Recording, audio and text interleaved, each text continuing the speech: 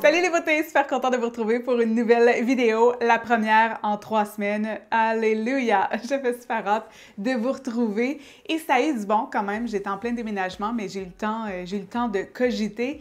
Et je suis de retour avec cette nouvelle série Coco Latte Talk. Donc, un peu à la manière des Coffee Talk, j'ai envie de vous jaser de toutes sortes de sujets pour vous aider parce que cette question-là m'obsède depuis 1 an maintenant. Comment je peux aider les gens? Comment je peux aider avec tout mon parcours en wellness, toutes les formations que je fais, tous les documentaires que je consomme, les livres que je lis. J'en parle à mes amis, puis mes amis à chaque fois me disent faut que tu fasses quelque chose avec ça. Alors, ça s'en vient. Il y a le blog, nouveau blog Namasté and Coco Latte et je veux vraiment que ce soit un site comme une communauté wellness qui va vraiment vous aider, ne serait-ce que pour vivre, ne serait-ce que pour prendre quelques petites nouvelles habitudes ou encore si vous êtes atteint de maladies, d'auto-immunité comme moi. Bref, ça va être un site vraiment pour vous aider. Alors, c'est en gestation. J'ai très, très hâte de vous montrer ça. Puis, d'ici là, ben c'est ça, tranquillement, je vais faire... j'ai l'impression que Stiletto et Petit Pot, c'est un chapitre de ma vie qui est en train de se fermer, que ça va faire place à Namasté and Coco Latte.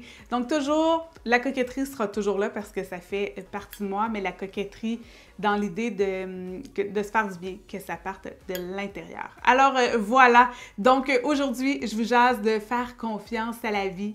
5 étapes pour y parvenir, 5 petits trucs que vous pouvez appliquer pour faire confiance à la vie. Alors, si ça vous intéresse, ben, stay tuned! Faire confiance à la vie. Je vous explique d'abord d'où ça vient. Moi, dans la dernière année, il y a 10 mois précisément, j'ai dû déménager de mon ancien appartement parce que, bon, il y avait de la moisissure, je me sentais vraiment pas bien, j'étais malade, ça faisait 7 ans que j'étais malade, je partais en voyage, ça allait super bien, je revenais chez moi malade, donc il y avait quelque chose dans mon environnement qui allait pas bien. Donc, j'ai dû faire un choix rapide et mon choix s'est arrêté. J'avais dit plus jamais de rez-de-chaussée parce que j'avais vécu en dessous d'un propriétaire qui avait 5 enfants. C'était l'enfer et je m'étais dit plus jamais un rez-de-chaussée. Et là, j'ai enfreint ma règle parce que je trouvais l'appartement beau, parce que ça faisait longtemps que je faisais des recherches, que je trouvais rien. Donc, j'ai dit « Ah oui », puis j'ai fait confiance au propriétaire qui me disait qu'on n'entendait rien. Et finalement, ça a été, je vous en ai parlé beaucoup sur les réseaux sociaux, ça a été un cauchemar, l'enfer avec les voisins, ils faisaient du bruit tout le temps. Donc pour moi, c'était invivable, je vivais avec énormément de stress. Et là, je me disais toujours, pourquoi ça m'arrive? Pourquoi ça m'arrive? Et finalement, le propriétaire m'a relocalisé dans un de ces blocs tout neufs qu'il vient de construire au dernier étage. C'est super tranquille. Ça fait 1 semaine que je suis ici. Je suis aux anges. Je suis super bien. L'appartement est encore plus beau parce que lui, il met des maisons à terre puis il bâtit des triplex. Et cet appartement-là est comme sur le même format que le mien, mais il est encore plus beau. Les plafonds sont plus hauts, c'est plus lumineux. Bref, je suis en amour. Et là, je pense que plus que jamais, j'ai compris l'idée de faire confiance à la vie. J'aurais pas pu avoir cet appartement-là si j'avais pas passé par ces 10 mois d'enfer-là. Il n'était pas construit quand je cherchais des appartements l'année dernière. Donc, j'aurais pas pu avoir ça. Alors, je pense que c'est un bien maigre mal et je me suis dit, ah, ça en valait la peine. Alors c'est pour ça que je me suis dit souvent dans la vie, j'angoisse. Puis à chaque fois, tout se passe super bien, tout se déroule super bien. Et là, je me suis mise à me dire, j'en discutais avec ma coach, pourquoi je stresse dans ce cas-là? Pourquoi ça génère de l'anxiété et tout? Puis de travailler un peu ce mécanisme-là, de faire confiance à la vie. Alors, j'ai envie de vous partager mes petits trucs. Donc d'abord, une des choses les plus, je dirais pas les plus faciles, mais les plus simples à faire, c'est de trouver un sens à ce que vous vivez. Le cerveau aime ça, trouver du sens. Et souvent, on va être un peu plus en mode victime de pourquoi ça m'arrive, je mérite pas ça, moi je fais, tu sais, dans mon exemple, moi je fais super attention, je suis super respectueuse, la dame en dessous entend rien, pourquoi eux sont pas capables de faire attention malgré les avertissements et tout. Et plutôt que de trouver un sens, c'est ça, on est dans la victimisation et tout. Puis c'est tranquillement, je me suis mise à trouver un sens, je me suis dit, bon, pourquoi ça arrive? Pourquoi je vis ça? Qu'est-ce que j'ai à apprendre de ça? Fait que les questions les plus fortes à se poser, c'est quelle leçon est-ce que j'ai à en tirer? Qu'est-ce que ça a à m'apprendre? Et quel est le positif que je peux en tirer? Donc, dans mon cas, c'était vraiment d'apprendre la patience et la tolérance parce que je suis une fille que tu sais, ça va vite. J'ai commencé ma carrière comme journaliste en culturel. Ça allait super vite. Il fallait se retourner sur un scène. Donc, c'était un petit peu... c'était très intense. Puis là, c'était de me déposer puis de me dire, tout est temporaire dans la vie. C'était d'apprendre à faire confiance à la vie, de me dire tout est temporaire, d'apprendre aussi à m'affirmer parce que, tu sais, d'ordinaire, je ne serais pas allée aviser les voisins et tout. Là, à 2 reprises, je les ai avisés. Quand j'ai vu qu'il y avait un blocage, qu'il y avait un manque de communication, bien là, j'ai inclus le propriétaire dans l'équation. Ça m'a appris aussi à apprécier les moments de calme. Parce que souvent, quand tout va bien, là, c'est facile d'être dans la gratitude, tout ça, mais quand ça va mal, oh là là que c'est difficile de trouver de la gratitude. Donc, ça m'a appris ça également, entre autres leçons. Donc, essayez de trouver, des fois, ça peut être des choses, comme je vous dis, là, c'est des choses très, très simples. Là. Des petites choses, des petits déclics qu'il y a eu, des prises de conscience que vous avez eues. Il y a toujours quelque chose de positif. Puis, je vous invite aussi à les noter. Quand c'est écrit, on dit souvent « les écrits restent ». Donc, quand c'est écrit, vous y retournez. Quand vous avez une période de doute, vous y retournez. Deuxième truc dans l'idée du journaling, d'écrire, c'est écrivez tous les moments où justement la vie vous a prouvé qu'elle vous supportait. Donc, par exemple, j'avais perdu mon emploi au Journal de Montréal et je me disais pourquoi? Et bien finalement, j'ai eu un mandat absolument extraordinaire en mode beauté pour le magazine 7 jours. C'est ce qui m'a permis de faire ma place dans cette sphère du journalisme. Alors, c'était extraordinaire, tu sais, dans le fond, c'était un super beau cadeau parce que j'étais épuisée au Journal de Montréal.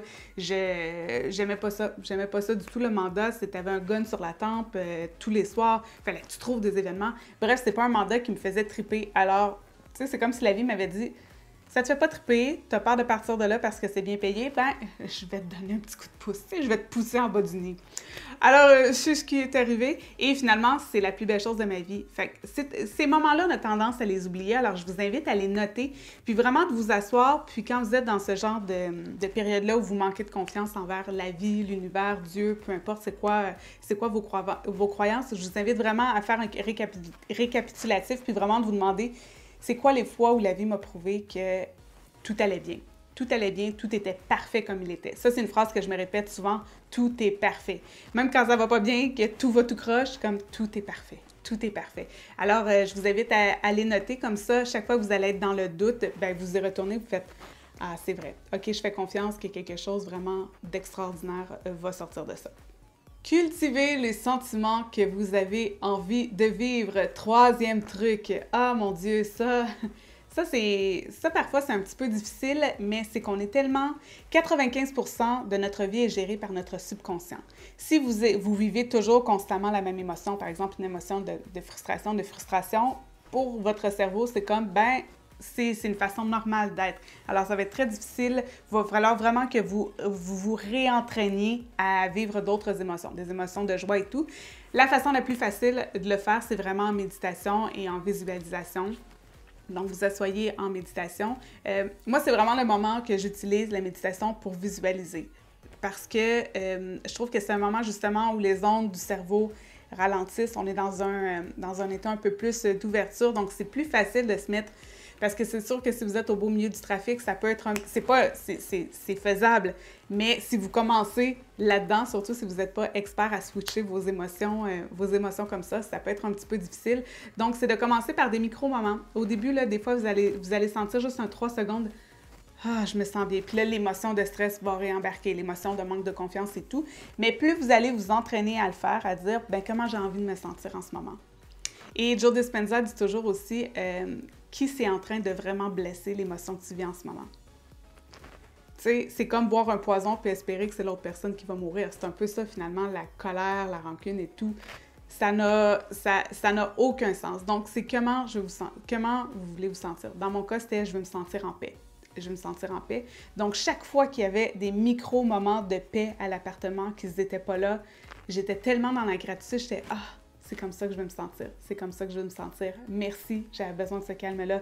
Des fois, ils partaient pour des week-ends, j'étais merci, j'avais vraiment besoin de ce break-là. Merci, merci. Donc, c'est d'être dans la gratitude. J'avais envie de ressentir de la paix, de la gratitude, ou ça peut être de l'amour, ça peut être de la fierté, peu importe. Vous visualisez dans des endroits qui vous font sentir ça. Donc, moi, ma visualisation, bien souvent, malgré le bruit, je mettais mes écouteurs, je mettais de la musique, puis je me visualisais, par exemple, à Hawaï ou dans un décor paradisiaque, et vraiment, vraiment, ça aide. Ça aide complètement. Puis, plus vous le faites, plus ça va être facile d'arriver à cette émotion-là. Vous allez être dans le trafic, par exemple, puis justement, vous allez vous dire Ah, j'ai envie de me sentir en paix, j'ai envie de me sentir sur le bord d'une plage et tout. Puis tranquillement, vous allez imaginer la scène, puis vous allez arriver à cultiver des plus belles émotions. Puis quand vous êtes aussi dans ce type d'émotion-là, ben ça fait que vous êtes plus ouvert, vous êtes plus détendu aussi. Alors c'est très, très, très important pour arriver à faire confiance à la vie. Puis tranquillement, vous allez vous dire, ben si je peux imaginer ça, c'est vraiment que je peux le vivre aussi. Puis ça m'amène à mon quatrième point. Dans le fond, c'est de changer son focus de place. Parce que souvent, on est dans le nous, dans le je. En fait, pas dans le nous, dans le je. Pourquoi je vis ça? Pourquoi je vis ça? C'est souvent, vous allez remarquer, là, si vous écrivez, par exemple, vous allez remarquer que c'est souvent la même question qui revient. Puis c'est souvent des questions de victimisation plutôt que de se dire, ben écoute, j'ai fait ce choix-là, là, j'en assume les conséquences, comment je peux sortir de ça? Juste de changer votre focus, ça va vous mettre dans un autre mood. Ça peut être, par exemple, aller faire des activités que vous aimez, comme moi, j'allais m'entraîner, fait que ça changeait le focus de place. Puis vous savez, souvent, si vous écrivez ou vous êtes créateur de contenu, des fois, là, il y a un blocage total. Syndrome de la page blanche, là, vous êtes là, OK, je sais pas quoi écrire. Même si vous restez devant l'ordinateur, l'inspiration ne va pas venir. Vous êtes juste bloqué, puis vous allez juste encore plus frustré, puis être « Comment ça marche pas? Je comprends pas. » Donc, l'idée, c'est de faire autre chose, de changer le focus de place pour justement, parce que là, vous êtes dans la résistance. Vous créez une espèce de résistance de... Puis plus vous angoissez, là, ça génère de l'angoisse et tout. Donc, c'est vraiment de se reculer puis de faire comme « OK, je vais aller faire autre chose. Je vais aller prendre une douche. Je vais aller prendre une marche. Je vais aller voir des amis. Je vais faire des activités que j'aime. » Comme par exemple, moi, j'allais au gym. Ça changeait complètement. Tu sais, je revenais du gym. Il y avait encore un peu de bruit, mais on disait que j'étais plus détendue puis j'étais plus apte à le recevoir puis à l'accepter finalement. Ça peut être aussi, quand j'ai changé le focus de sur soi, c'est d'aider les gens. Parce que souvent, on est tellement centré sur soi, on ressasse le problème et tout, puis on oublie qu'il y a des gens qui vivent des drames. Tu sais, là, il y a des gens autour de moi qui vivaient des drames pas mal moins cool que mes voisins. Là. Il n'y en avait rien à cirer. Il aurait bien pris mon drame de voisins qui font du bruit versus un drame de deuil, par exemple. Fait que c'est de relativiser, puis c'est de plutôt aider les gens, plutôt d'être là pour les autres, de mettre ses problèmes de côté, puis de dire, ben OK, je me dédie complètement à la personne, je vais aider. Puis dans mon cas, la dernière année, ça a été comment je peux aider les gens, comment je peux faire du contenu utile, parce que je trouve que le web, les réseaux sociaux est rempli de contenu vide qui veut absolument rien dire. Et j'avais pas envie d'être une de ces personnes-là, fait que tranquillement aussi, j'ai commencé à changer mes captions, à plus vous parler, plus vous donner des conseils, engager la discussion avec vous. Donc, mon focus est plus sur moi, comment je me sens dans la photo. Bien, c'est sûr que oui, il y a une idée d'esthétique et tout derrière. Tu sais, je veux publier des belles photos, ça c'est moi, c'est mon œil d'esthète, mais il y a moyen de plus focusser sur l'autre personne. Donc, c'est est-ce que ma caption va apporter quelque chose aux gens? Est-ce que ça va les faire réfléchir? Est-ce que ça va les aider ne serait-ce qu'un tout petit peu? Donc, j'écris toujours dans cette fonction-là. Et en enlevant le focus de sur moi, bien justement, ça enlève le focus de sur mes problèmes. Puis vous remarquez, là, quand souvent, là, vous faites juste comme, vous sortir juste aller prendre une marche, puis vous revenez, « Ah, j'ai eu un flash! » On sort de la page blanche. Alors, très important de rediriger le focus. Et ça m'amène au dernier point, lâcher prise, un peu dans l'idée de rediriger le focus. Donc, lâcher prise. Ça, je vous avoue que si j'aimerais vraiment qu'on ait tous une switch on-off. Ah, tiens, on vient de lâcher prise. Combien de fois une femme qui essayait de tomber enceinte, on lui dit, ben, faut que tu lâches prise, Puis j'avais une amie qui essayait de tomber enceinte, puis tout le monde lui répétait lâcher prise, puis elle disait, je sais qu'il faut que je lâche prise, mais comment? Je sais pas comment. Finalement, elle a fait plein de démarches, elle s'est rendue en clinique de fertilité et tout. Ça n'a pas fonctionné, puis elle s'est dit, ben écoute, je fais mon deuil, je serai pas maman, puis c'est correct, ça va être autre chose ma vie, je vais gâter mes neveux, nièces. Puis au moment où elle s'est dit ça, quelques mois plus tard, elle est enceinte.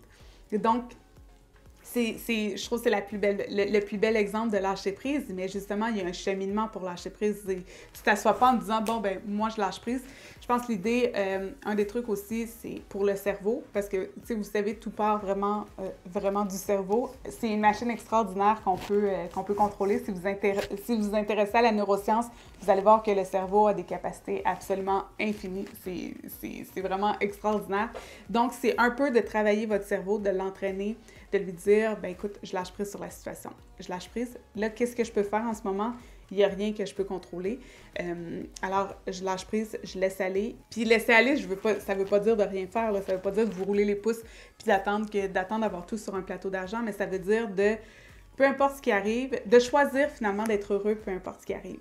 Donc, je pense que c'est un peu ça ma définition de lâcher prise. C'est moi, mon idéal, c'est qu'il arrive ça, mais s'il arrive ça, je vais être heureux quand même, parce que le bonheur n'est pas...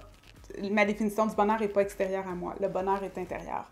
Alors, pour moi, c'est ça. Puis, il y a une phrase de Gabrielle Bernstein dit souvent « Your plans are in the way of God's plans ». Et je trouve ça tellement beau. Donc, tes plans sont dans le chemin des plans de Dieu, l'univers, peu importe ce que vous croyez.